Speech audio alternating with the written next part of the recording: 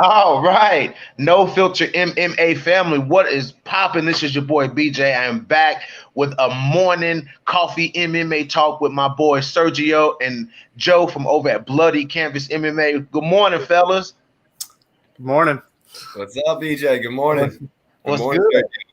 So we were just chatting in our little guys. Listen, when I tell y'all that our group chat is the Wild West, our group chat is literally the fucking Wild West, and I couldn't ask for a better group chat. But anyways, guys, we are here to discuss some MMA talk, guys. There's nothing really like solid to talk about at the moment as far as like there is some solid matchups, but there's a lot of hypothetical things out there, guys, that we've been talking about, and we just kind of want to bring that to you guys. But first and foremost, the biggest news right now in the world of MMA is that Amanda Nunes has pulled out of her title fight with Megan Anderson, guys. What were you, Sergio? What was your initial thoughts when you saw that? I mean it sucks. We were having the conversation yesterday with Bloody Canvas, and it's not necessarily the worst case scenario because that bantamweight division is a little bit backed up as is. There's no clear number one contender. Obviously, Holly Holm and Jermaine Durandamy is a fight to make, and Amanda beat them both. So it's not the end of the world in terms of it sucks for the card. The card sucks, but the division as a whole, it's not the end of the world. So it's just going to be interesting to see what they do with that card. Yeah, I'm right there with Sergio. It's going to be real interesting to see how they push forward with that card, what adjustments they make. I was a little nervous about this RDA fight, maybe thinking we were going to just lose him completely off the card, and the UFC pulled through for me. They pulled through for us. I think they can do the same thing with this fight. Mm-hmm. Onto a future thought about it now.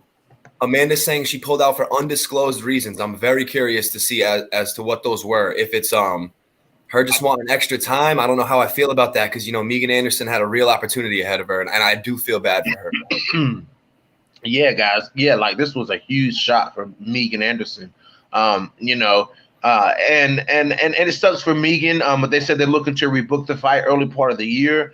And speaking of that other matchup that you were talking about, Paul Felder steps in to fight RDA on 5 days' notice, guys. Now, you guys have probably already talked about this. I haven't talked about this. And someone, I forgot who it was in the group chat, schooled me that Paul Felder has been training for a triathlon. But all I know, guys, is that it looks pretty rough when Paul Felder is cutting weight, when he has the entire time to cut weight. How do you guys feel about him trying to make this weight on 5 days' notice? I'm surprised they did it at 55. Yeah, me too, dude, because I'm like, man, Paul Felder walks around. He got to walk around more than at least 175-ish. You know what I'm saying? Like, yeah, Paul said when he was talking to the UFC that was part of the stipulation, that if he took the fight on short notice, it would have to be at 155 because Paul believes that RDA wants to make that title run at 155 still. So that was just a part of the whole thing. It had to be at that weight. The UFC said that was their only request basically from Felder. I saw him on his Instagram story on the bike this morning. He said the road to 155. He's been training for that triathlon he had in March. So he said the only reason why he could take this fight is because he's in the best shape of his life. He said all the stars aligned for this to happen. His coach called him up. He paused for a minute, said, let me go weigh myself. He weighed himself. He came back and he said, let's do this. I love Paul Felder. Like you guys do. I love Paul Felder. I mean, he's had that piece of his lung that fell off in the middle of a fight. He broke his forearm or hand against Mike Perry.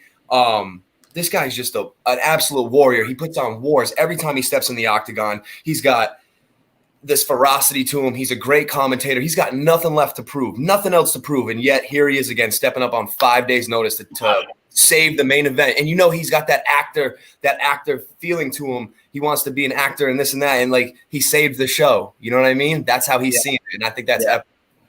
Yeah. The one thing I noticed is he said, I have nothing to lose. And although a lot of people would be like, yeah, of course not. He's taking it on. He's a top ranked lightweight. He's got a lot to lose. RDA is dropping back down. If he loses to RDA, that bumps him down, who knows, 2, 3, 4 spots in the rankings. He has a lot to lose taking this fight. And it just shows you how much of a beast he is and what kind of guy Paul Felder is. Although a lot of people are going to say, yeah, he doesn't deserve to go down in rankings. If you lose to a guy who's currently, I don't think he's ranked at lightweight, it doesn't look good. And, he could have been making a case for a Michael Chandler fight or Dan Hooker. And if he loses this fight, it bumps him down quite a bit. And especially as someone who's publicly announced that he is retired and he's going to retire unless he gets big fights. I'm really surprised he took this fight, but man, I love it. I think it's kind of lately we've seen a lot of these short notice fights. The short notice people win these fights. I mean, Justin Gaethje won that short notice fight against Tony Ferguson. Of course, Viviane Araújo took that short notice fight against De La Rosa, which was a risky fight. There was a risky fight for Gaethje to fight. If you think about it from Gaethje's point of view, it was risky for Gaethje to fight Ferguson if he was trying to make that title run. You know what I'm saying? Because if he'd have lost to Ferguson, Gaethje was out. You know what I'm saying? So Viviane Araújo knew that if she lost to De La Rosa, she was out. You know what I'm saying? These short notice fighters, man, they're coming in and they're getting wins. My question to you guys would be, is this more beneficial for Paul Felder to go in here and get this win? Or does it mean more for RDA to take Paul Felder's spot if he beats Paul Felder? I want to know what the deal was with Felder in the UFC, right? Because he could have said, like, oh, if I win this, I want a number one contender's fight. In which case, Felder wins it. But just knowing what we know, I think this does a lot more for RDA. If RDA, win or lose, man, you're fighting a top 5 lightweight, going down in division. You accepted that fight on short notice. All props to Paul as well. I mean, you're fighting one of the greatest lightweights of all time on 5 days notice too. Right. I do really think that RDA has a lot to gain in this fight. I think this is a bigger fight for RDA than the initial fight. I mean, Paul Felder's a lot higher ranked than Islam. Yeah, exactly. And that's why Felder does have something to lose, like Sergio said, but he also has that mindset going into it where I'm taking it on short notice. I've got everything to gain, nothing to lose, kind of like impulsive thing. And like he said, he's doing this so that he has stories to tell his grandchildren about. Like, I mean, that's so epic. This guy just got the right mindset. He seems like he has the mindset to go in there and to do that, to pick up a short notice victory. But another thing that I like to point out is Felder talking about the initial feelings of accepting a fight on short notice, how you feel excited and then you immediately feel regret. Like, what am I doing? And like a near anxiety attack hits you. And then you get this, wave of excitement again. And just imagine what that must be like. Today he's got to travel to Vegas. A roller coaster, bro. A roller coaster, man. And put yourself there, man. Put yourself there. You're fighting RDA. That's a risky fight. Then, I mean, all of the things that Paul Felder's dealing with right now, training, cutting, sharpening. He's got 5 days to sharpen, dude. He was training for a triathlon. He's got 5 days to sharpen. He's got to cut weight. And there's a lot riding on this matchup. I mean, it's got to be a roller coaster. Listen, these, the more and more the longer that I watch and follow MMA, the more I realize when these fighters say it's a mental game, these guys have to be like mentally fucking on top of it, man, to deal with. I mean, especially when you're fighting halfway across the world and you got to get on a plane and fly all the way across the world. You can't eat, you can't drink. Like, that shit is hell, bro. That shit is hell. And you see fighters who mentally crack, like Nico Montano. When it was time to fight Valentina, she cracked. She couldn't take it. She couldn't take the pressure. You know what I'm saying? Like, these fighters, man, the mentality of these fighters is just, it amazes me time and time again, bro. You know who else had those exact same feelings? And I know you mentioned it a little earlier, BJ, but Justin Gaethje said that exact same thing when he signed a contract with Tony Ferguson. I am scared, and I love it. And you saw what he did. Yep, that's what Felder said. I'm scared. And another thing Felder said, exactly, BJ, what you just said, they all already know how to fight. Like, it's really not in question. They don't need to train how to fight anymore. If they like, it's getting the speed down and honing in the skills. But Felder's been fighting his whole life, and right? So he admitted he hasn't even been sparring lately, and that's why he said this is a test. He wants to go into this fight without having taken lumps and bruises in training, without having beaten his body up. Right now, what he has on his side is maximum cardio, and he's relying on 4 days of a little bit of pad work and a little bit of light sparring to get him ready. So he's going in there to test skills that he's refined throughout the whole course of his life, that he's kind of stopped touching up on so severely this year because he's just been working on the cardio and he's just going to hop in there and it's 5 rounds. Another thing, props to him, props to RDA and him for keeping it 5 rounds because, as you guys know, I'm a Calvin Kattar fan and Zabit didn't do the same thing. And I think Calvin Kattar would have won that fight. So we'll see what happens here with those 2 extra rounds. Calvin Kattar would have won rounds, the rounds it's supposed to have. Right. Calvin Kattar would have won that fight. I mean, he was on his way to winning that fight for sure, guys. But lightweight is just a fucking circus at the moment, guys. It's a like lightweight is one of the more appealing divisions right now. When you look across men's MMA, lightweight sticks out. It's a fucking Shark Tank, So now that we have Michael Chandler in this whole mix, we're hearing rumors that the UFC may be deciding to go with Conor McGregor versus Justin Gaethje versus, rather than Conor McGregor versus Dustin Poirier. You have Tony Ferguson hanging in the wings. Like I said, Bellator champion Michael Chandler is now in the UFC. You have Dan Hooker waiting in the wings. Now you have this huge fight with Paul Felder. Guys, sort this out for me with the rumors and what we've heard. And like I said, Chandler and Ferguson, you guys go ahead, break it down for me. I love the Gaethje fight more than the Poirier fight, and I think it does a lot more for Conor and Justin and the UFC. I mean, Tony and Dustin are holding out, and the UFC could be like, "Fine, you guys don't want to fight. We've got 2 other guys who are willing to fight. They'll get the shot when you guys are ready to accept the contract we give you." I mean, as much as I hate that. I mean, it's a negotiation. It is a business at the end of the day, and it's smart. It's smart for the UFC to do that. As for Michael Chandler, I mean, why would he accept an RDA fight? I understand a lot of people wanted to see it, but why? You just got offered the fill-in for a title shot. Why would you take a fight with a guy who's not ranked? I get it. Another guy you didn't mention there, Charles Oliveira. What do you do with Oliveira? Absolutely. With that guy? I mean, yeah. the division is so stacked. There's so many guys. Beneil Dariush also makes the case. I mean, not for a title shot, but he deserves a big name as well. Drew Dober. The list goes on and on, man. The lightweight division right now is, man, it's crazy. There's so many different guys who could be a contender. I'd like to see a 4-man tournament or 5. I guess you can't do 5, 4, 6. I guess Chandler in there, Oliveira in there. Dustin, Tony, Conor, and Poirier. I mean, I don't know. I don't know what you do. I don't know what you do with it to sort it out. And who knows? Khabib's maybe not retired. Exactly. I was gonna say that Khabib could be coming back. I mean, they need to figure out what to do with that title. Another name we didn't mention, Carlos Diego Ferreira. He's been on a tear, an absolute tear. You said it, Beneil Dariush and Charles Oliveira. I always bring them up. They're both on 6-fight win streaks, I believe, and they're both getting finishes when they do it. I had a little hot take earlier in the month. I think Michael Chandler should fight Oliveira. I love that fight for like a, entering the UFC fight, but it also does eliminate one of the 2 once they lose it. And it would suck to see, but I mean, that's going to have to happen regardless. Like you said, he's been promised and, can look forward to much more though from what the UFC has shown so far. But I thought that would have been a pretty good matchup. As for Conor McGregor, dude. Yeah, him versus Gaethje, who wouldn't want to see that? I think fans think immediately like, all right, we've seen what him versus Dustin looks like. Like the UFC has that thought in their head. They like new matchups because we've never seen what it looks like before. And, the human highlight versus Conor McGregor, you can only imagine. Yeah, and someone's getting TKO'd or knocked out. I mean, that's the only way that ends. So I'd be down. Y'all, this gas got me choking.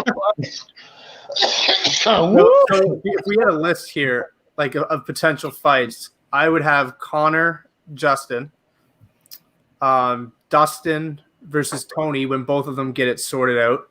Yep. Chandler versus Oliveira. The winner of the Felder RDA fight, you could throw in with like a Hooker, dude, Dan Hooker is a solid killer for 55. Yeah, I wouldn't mind even seeing the Felder Hooker fight again, man. That was a war, and I thought Felder won it. A lot of people did. A lot of people thought he won. I saw it. Me personally, I saw it for Dan Hooker, but a lot of people see where Paul Felder won that fight, man. I think if that fight was in the U.S., Felder would have won that. Yeah. What do you guys think that I'm looking at potential people who could rise up in the division, who could really be contenders. Do you guys think that Kevin Lee can? Do you guys think that Kevin Lee can get it together? He's still young. Do you think that Kevin Lee can stop with the inconsistency and just be what we all think that Kevin Lee could be? He's at the right gym to do it. When you're training with a guy like GSP, Xavier Aloui, you've got Faraz Sahabi, one of the best masterminds in the world. If he can't do it at TriStar, he can't do it. The Charles Oliveira fight, I'm going to write off because Charles Oliveira submits anybody. Right. And the no crowd and the whirlwind emotions of that week. It was the last card before the shutdown. There were no fans in the arena. It ended up being in Brazil. It was crazy. So I think we need to see one or two more fights from him before we can actually get an idea. But right now, he's not a contender in my eyes. I think he has to take a step back. You saw what he did to Gregor Gillespie. So I think he's always going to be right there, top 10. Right. But we need to see a couple fights. Exactly. And I don't mean to bring it up in a derogatory way, but just that second fight against Al did not look good for Kevin Lee. I mean, he really needed to come in there and win that rematch and get that loss back. And again, he lost to somebody who at that time I don't think should have beat him. And like Sergio just said, if you can't do it coming out of TriStar, it's going to be tough for you. Example right there, Johnny Walker. He tried, and I don't know how it's going to go for him now. It's looking a little grim. But Kevin Lee's got the new tattoo. He's trying to revive himself. You can tell he's trying to be Kevin Lee 2.0. You can tell, but I don't know, man. Like Sergio said, I got to see something. But does Michael Chandler, guys? Let's look at Michael Chandler's skill set. We all watched. GRNDZRA in the comment section said, "Morning, y'all. What's up? What's up?" Does Michael Chandler fit in at the top? Listen, when you get to the top of 155, 155 is high level shit. Like high level shit. Just Dustin Poirier, high level boxer. You know what I'm saying? Brawler, tough guy. Justin Gaethje is just fucking Justin Gaethje. Tony Ferguson is just fucking Tony Ferguson. Who does Michael Chandler beat? Does he only beat the RDAs? Does he only beat the Kevin Lees? Does he only beat the Gregor Gillespies? Does he beat the Habibs? Does he beat the Connors? Does he beat the Gaethjes? Does he beat the Poiriers? Does he beat the Hookers? I mean, it's so hard to tell because his biggest win in the past few years has been that Ben Henderson fight. And Ben Henderson is not near what he used to be. That being said, I don't think this is a case of Ben Askren coming over to the UFC. I think he's going to come in and I think he's going to prove that he's a top level fighter. But you have to remember, man, Eddie Alvarez came over and won a belt, so even though you're not competing in the UFC, it doesn't necessarily mean that you can't win a title in the UFC. So I don't know. I think we have to see him out there first. If he goes in and he steamrolls a guy like Charles Oliveira, man, the guy's legit. However, a win over Brent Primus, Brandon Gertz, and Goito Yamaguchi doesn't impress me as much as a win over a guy like Charles Oliveira. So I think we're getting huge opportunities in the UFC right off the bat. Yeah. How does he leapfrog? Like the leapfrogging thing that happens in the UFC, for me, I just can't comprehend it. Like, how does he get those up? How come Dan Hooker couldn't be a backup for Gaethje, Habib? You know what I'm saying? Why couldn't it have been somebody like that? Why couldn't it have been, Kevin Lee? You know what I'm saying? Somebody who's been in the UFC, who's put the time in, who's put the losses in, who's put the wins in. You know what I'm saying? How does he come over from Bellator and get that type of Reggie the Tree? What's up, man? The answer to that, I think, is it's all politics, with MMA. It really is. It's just like certain things you'll see in the NFL. You'll see a wide receiver like Scotty Miller for the Tampa Bay Buccaneers just have a great season, just always catching footballs in the slot, but you'll never hear his name get said because you're always going to hear about Chris Godwin and Mike Evans and Leonard Fournette and Tom Brady and Antonio Brown and Gronkowski. Right. Talks about Scotty Miller, who's the soldier putting in all the work. And that's what Charles Oliveira is. That's what Beneil Dariush is. That's what what's Leon Edwards was for a while. That's what Kamaru Usman was for a while. There's a lot of fighters out there that just put in the work and then they don't get talked about. But if you're patient enough and you stay on that path, I think that, you know, the world, things always align for you with anything in life. Destiny, it will work out. You will get your shot. It's just those shots don't come twice sometimes and they don't come often. So you have to seize the opportunity. Julian Robertson. Yeah. And yes, to what you're saying, I think, you know, you get a guy like Michael Chandler and they got to play the, like, you know, this is prize fighting. They got to play the, like, oh, we got the Bellator guy role and we got to put him out there. He's making weight for a fight. I was confused by that. I was like, even having him there, that was confusing to me. And now he's making that as his excuse as to why he could not excuse. But one of the reasons he goes, I just made weight. I just did all this. I can't be doing it again for RDA fight. It's like, oh, that's a legit fight. You could have, I don't know. But you get what I'm saying. So they got to use him and they got to put him up there, put him on a pedestal. Michael Chandler, our new toy. You know what I mean? And that's how he's doing the leapfrogging, I believe. The thing that baffled me the most was, let's say theoretically, Gaethje pulls out of that fight, right? And then we've got Khabib versus Chandler. And what if Chandler wins? That surprised the hell out of me. It was like, what's that going to prove? It's going to prove that Bellator fighters are better than UFC fighters. If that happened, thank goodness it didn't for the sake of the UFC, but it wouldn't have looked good. And that's why I was surprised that they went ahead and did that. I was super surprised. I thought a good first fight would have been a guy like Anthony Pettis, right? Like if you come in and you beat a former UFC champion, Anthony Pettis, I know he's not near the top of the division, but I thought that was a great match. A win over Anthony Pettis carries a lot of weight, even now. Exactly. Right. Yeah, you know, people just see the name and they're like, oh, he came in and beat Pettis. That's awesome. Right. GRN DZRO says Chandler is no joke. Chandler's good, man, but my question is, like, how does he compete with, you know, what if they threw him in there with McGregor? You know what I'm saying? Like, McGregor would probably knock him out, you know? Like, I mean, like, he's not going to do to McGregor what Khabib did to McGregor.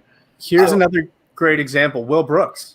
Will Brooks was fantastic, right? Yeah. So until they come in and get a fight, we have no idea what level they're at. Michael Chandler is legitimate. And like you said, he's very, very good, very, very skilled, but he could be another Will Brooks or he could be an Eddie Alvarez. Until he fights, we don't know. And you can't just throw him in there against a world champion like Khabib or Justin Gaethje or Dustin Poirier, who might light him up.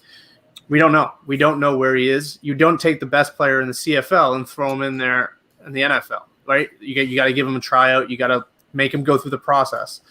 Just because you're elite in another organization doesn't mean you're going to be elite when it comes to the best organization in the world.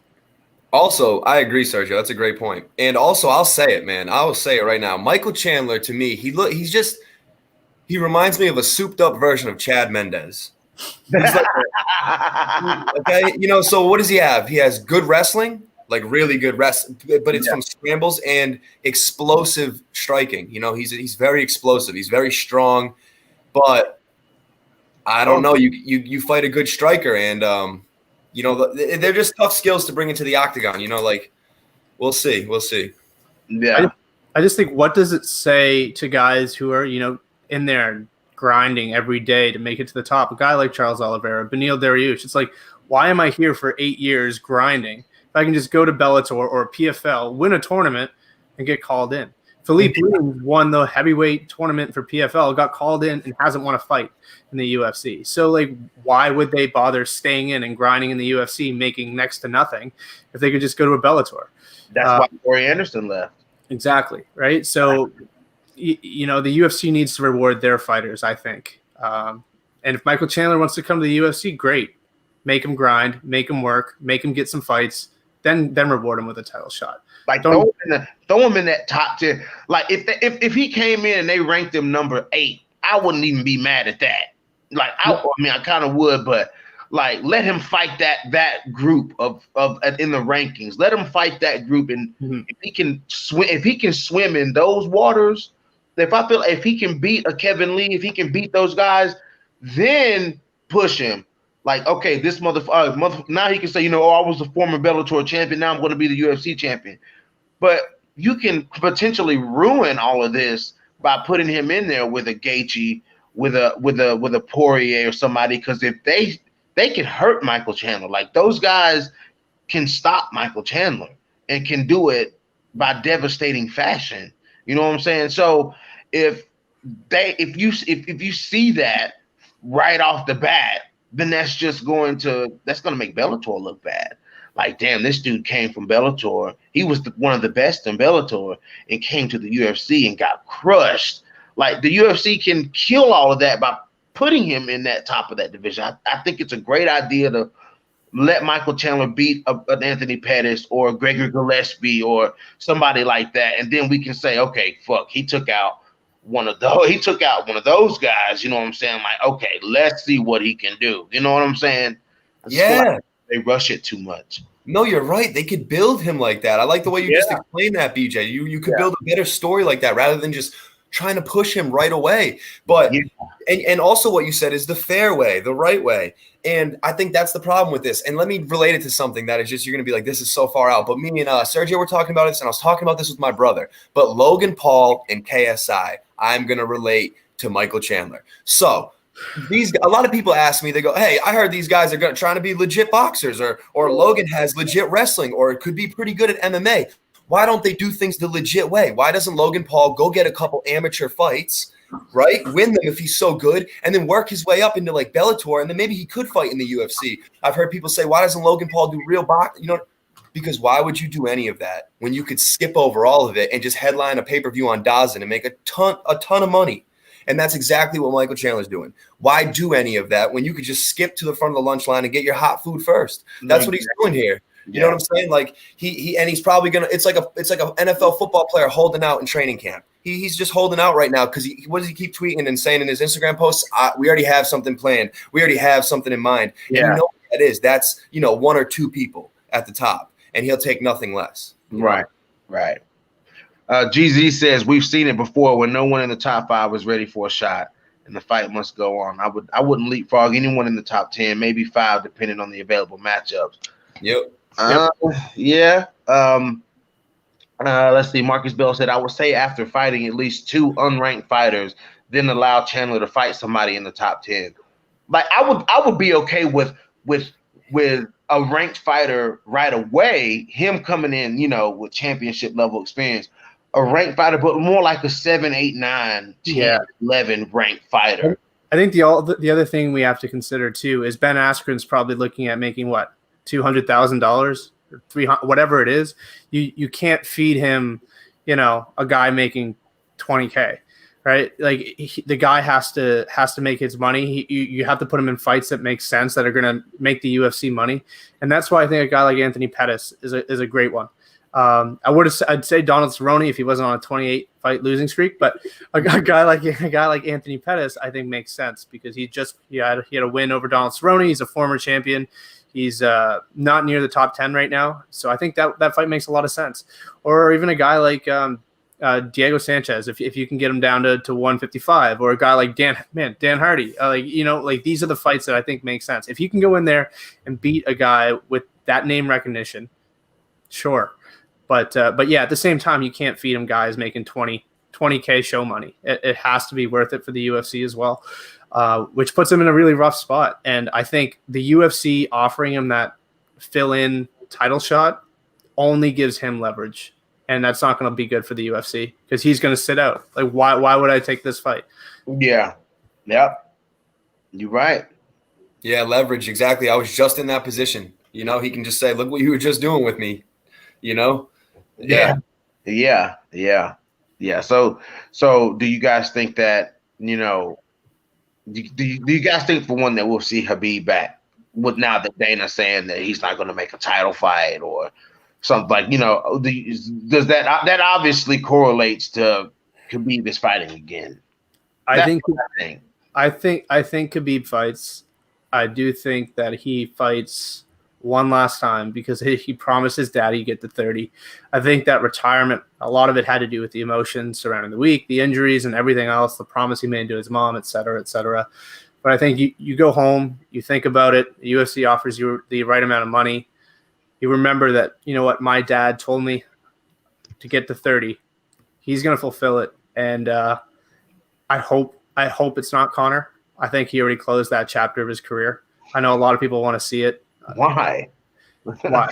Right. And I don't even think he needs GSP. I think there's one name that he has, and that's Tony. And I think he needs to close that chapter of his career. And I think Tony needs to get his shit together, get a fight in. I don't even think Tony should have to fight another fight. I don't think the age that Tony Ferguson is, knowing that Tony Ferguson should have fought for the belt long ago, especially with that run that Tony Ferguson was on. You know what I'm saying? And it wasn't always Tony Ferguson's fault that the fight couldn't happen, especially this last time. And he kept taking the fights that the UFC was putting in front of him. They would put another fight in front of Tony Ferguson when a fight with Khabib fell out. You know what I'm saying? And he would take that fight and he would win that fight. He would take that fight. He would win that fight. He would win that fight. And then he lost. Now everybody wants to throw Tony Ferguson away. This fight with Gaethje was really like one of those fights. It was one of those fights that Tony Ferguson was supposed to be getting his title shot. You know what I'm saying? And he didn't because once again, Khabib couldn't be there. You know what I'm saying? So it's not Tony Ferguson's fault. Let the man fight for the belt. The man deserves to fight for the belt. I mean, that's what I think. It's not his fault that he couldn't fight for the belt all of these times. Yeah, another thing I'll say to that is I do believe that Tony has earned it, and Dustin as well. It breaks my heart to see that the contract hadn't been signed, and I had to explain to people again that, hey, this fight might not be real. You don't know how many people ask, when it's Conor McGregor, I get so many messages and people asking me, hey, is this one real? Is it real, man? Because I know how these contracts go. And on this one, I was like, yeah, man, they're fighting in January. It seems pretty real. Conor calls the shots. It's likely going to be in this stadium. You can start to get excited for it. And you just never know with MMA. The minute there's a hint of something, you really got to look into it. You got to look into it, right? Because look at the Khabib retirement. I believed him. I really did. I wasn't that emotional that night about it, but I wasn't either. I'm like, if your mom, I mean, really, you got to think about it like this. His family is important to him. If your mom asked you to make a promise and your father asked you to make a promise, whose would you follow or uphold? You know what I mean? His father passed away, but that's your mother. I was like, he's not going to ever fight again. The minute you hear a whisper about it, look at it, it's seeming more and more true every day. And I agree with the opponents, like you both said. I agree with at one point I wanted to see Conor McGregor so bad, but that was like a recency bias thing, the rematch, them in Russia or Ireland or just something. But it just seems like that time has passed, come and gone. And that's just the punk in me that wants to see them go at it one more time because that shit would be crazy. It'd be wild, to say the less, Go ahead, Sergio. Yeah, no, I mean, I agree 100%. The only concern I have right now with Tony is the fact he's going like all anti-establishment. Like I'm anti-UFC. Why? Why are you doing this? Like you have your chance at a title shot. Him doing that, it never ends well. It never ends well for any of these fighters. Like unless your name is Conor McGregor, you're not going to be able to go anti-UFC and get what you want. Right. So it doesn't look good for me in terms of Tony. I think Tony's going to have to fight again, and he did that himself. And not saying he didn't deserve it, not saying he doesn't deserve that paycheck, but him saying, hey, you guys got to pay Dustin.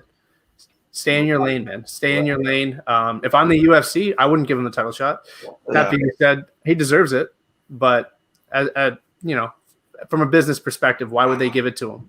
All it's going to show is you can go against the establishment, against the UFC, and they'll still reward you. And that never ends well with Dana. Never. Yeah, that self-destruction fighters do. I kind of call it like they self-destruct almost when it never ends well with Dana. And if you look at Dana even talk about a guy like Andrei Arlovski, he talks about things so loosely. Like Andrei Arlovski's an ex-champion and he's been fighting for like so many years, and Dana would just talk about him like not like he's just some other guy, but like he'll give him good praise, but I expect more. I don't know. I expect more love from Dana, but he's just such a businessman. Like Sergio said, like he's got love for them and he's got that heart, but like, at the end of the day, man, you got to respect the boss and don't piss him off. Yeah. Yeah, look how it ended with Cyborg, Yeah. I mean, look how it ended with Leon Edwards just now. Yeah. So I don't know, man. I mean, these fighters, they kick you. The UFC will get rid of your ass. It don't matter. They will get rid of you. Arpit Singh, what's up, man? Let's see. Jeezy said GSP still makes sense if it is actually Khabib's last fight. The way That way, the next one is easy if GSP wins. Everyone wants a shot at GSP. Red Panty Night. He says Ben deserved to fight. He said Ben certainly deserved the hype, but that was like 8 years ago before his back was shot. Ben who? Askren. Oh, Ben Askren. Okay. But that's another good point there with Ben Askren, right? Like if think about if he just came in and got a title shot, you know, he built the hype himself by going in and trash talking. Yeah, it didn't end the way everyone expected him to, but he got knocked out by Masvidal. But how many people were tuning in to Askren because of the hype he brought? Why not do the same thing with Chandler? You know, I thought he was going to win that fight. I thought Masvidal was going to beat. I thought Masvidal was going to lose. Yeah, me too. Right? Yeah. The same sort of thing with Chandler. Like you bring the guy in, he's got 2-3 fights to build himself up. He's going to bring all that hype with him. If you just throw him in a title shot, casuals or people like they're not going to watch that fight. They're bringing in some amateur to bring him in. They're going to assume it's like the TJ Dillashaw, what's the guy's name that stepped up on last minute notice to fight him. You know what I mean? They're going to assume it's just some local guy that's not very good. You know, you have to let him build himself up. And I think that Askren comparison is great because, yeah, Askren probably deserved a title shot. Like you could have made a case for it. I mean, the guy was 19-0. Sure, like that's worthy of a title shot. But he brought, because of his first fight and all the hype he brought, he sold a lot more because of it. Yeah, that was a big fight with Robbie Lawler, dude. That was a big fight. And it was controversial too, dude. That's what I liked about it. I was like, oh, I think Robbie was out. Was Robbie out? I think Robbie was out. I don't, because I think Robbie is the type of person who would admit it. Like, you know what I mean? Like, knowing Robbie's character, knowing who Robbie is, he'd be like, yeah, he got me. You know, they were like, do you want to appeal it? He's like, yeah, no, it's not my thing. Like, Robbie's the type of person who I think would admit, like, I'm out. That doesn't mean he wasn't out. I'm just if anybody's going to admit defeat, it's Robbie. Yeah.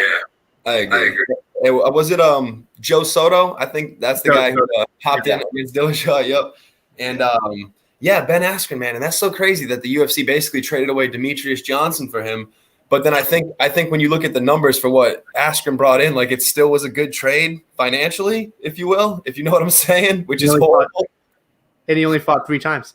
Yeah, crazy. Absolutely crazy. But like we said, basically getting back to the whole subject, I think the Michael Chandler situation is going to be different. It's going to unfold differently. I think he's a bit more dangerous than we thought Askren was actually. You know, Chandler's going to do better. I hope. Yeah. Just a bit more dangerous than we thought he was actually. You know. So it's being garbage. Yeah, frankly, yeah. I mean, I tried to talk up that padded record for a while. I think even Ben started having questions, second guessing himself after the Maia fight, after watching, you know. But he really thought he was going to go in there and beat Damian Maia. I'm like, I mean, he did it well by what he did to make money, Chael Sonnen, like, you know, but he talked shit to everyone too. I mean, yeah. He did, but Damian Maia, bro, like you just don't go to the ground. You don't initiate the ground game with Damian Maia, bro. Like he's gonna get you, bro. He's gonna get you. And you got to give it up to Askren. He took it figuratively and literally all on the chin. He makes fun of himself. He's honest about it. You know what I mean? He took it all very well. He never Sean O'Malley'd anything. I credit him for that. You know, I respect the shit out of Ben Askren. He wrestled Jordan Burroughs randomly in the last year. Like he's a very tough man. And when it comes to wrestling, definitely, you know, in a sport where it's tough to do anything that hasn't been done before, he's an inventive wrestler. So that's saying that he's definitely a beautiful mind when it comes to wrestling. But MMA is completely different. So yeah, completely different. But yeah, guys, that's all I got. Yeah, same here. Guys, it has been a wonderful conversation that we've had here on No Filter MMA today. Guys, go and follow Bloody Canvas MMA. Go to bloodycanvasmma.net. Check out you know, the things that we post, everything that we do. Sergio, tell them about your podcast, bro, while we're here. All right. Yeah. So I started a podcast back in March because I was bored. I was home alone for quarantine. I was like, I'm just going to make it a quarantine cast and then just invite as many people as I can. We just posted 110th edition this morning. So yeah, if you haven't, check it out. It's fun. Also, if you don't know what I'm doing, I'm growing out a mustache for prostate cancer. If you guys have a chance and have a spare dollar, donate to prostate cancer. It goes a long way. And where can they find your podcast? So it's on YouTube. It's on Spotify. You look up Quarantine Cast. I'm the first one at the top of the list. There is another Quarantine Cast, but they're not nearly as good, and they don't talk about MMA. So be sure to follow the Quarantine Cast. And then you guys can find my boy Joe over at Bloody Canvas MMA. So yeah, subscribe to Bloody Canvas on YouTube. Go follow our website there, guys. Whatever. You can catch us here. You can catch us everywhere. We're everywhere. God damn it, we're taking over this motherfucker. All right. Anyway, guys, hit that like button, hit that subscribe button, drop those comments in the comment section. This is your boy BJ back from No Filter MMA, and we are out of here. Peace out.